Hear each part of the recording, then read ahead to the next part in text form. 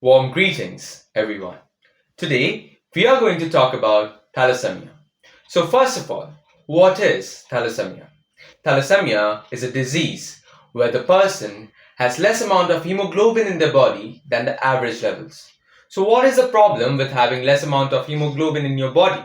So, what happens is that oxygen reaches every cell of your body through hemoglobin. And now, when you have less amount of hemoglobin in your blood, oxygen is not able to reach your cells properly. So, the patient has to undergo regular blood transfusion, which is first of all very costly. Second of all, it is physically very draining and mentally very exhausting.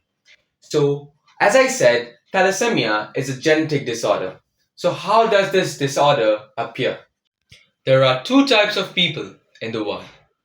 First are non thalassemia carriers. 90% of the people in the world are non thalassemia carriers, but the remaining 10%, they are thalassemia carriers. If a non carrier marries a non carrier, there is no chance that the babies will have thalassemia. Now, if a carrier marries a non carrier, there is also no chance that the babies will have thalassemia. The problem arises when a carrier marries a carrier. Then there is a 25% chance that the baby will have thalassemia. So, the first protocol to eradicate thalassemia is to get checked if you are a thalassemia carrier or not, which is done by a blood test. Now, say two carriers want to marry. You, of course, cannot tell them not to marry, right? So, when two thalassemia carriers are marrying, we move on to the second protocol. Now, when the mother is pregnant, after 3 months of pregnancy, the mother needs to check whether the baby has thalassemia or not by undergoing a lab test taking the samples from the uterus of the mother. Now, if the baby is in the 75% zone where the baby does not have thalassemia, go ahead, have the baby.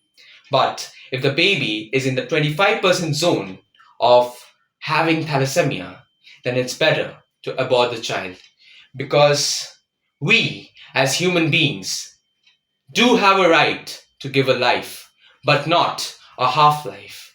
When a baby having thalassemia comes into the world, they have to undergo regular blood transfusion, which is first of all very costly, mentally draining, physically draining, and it somehow breaks away the family.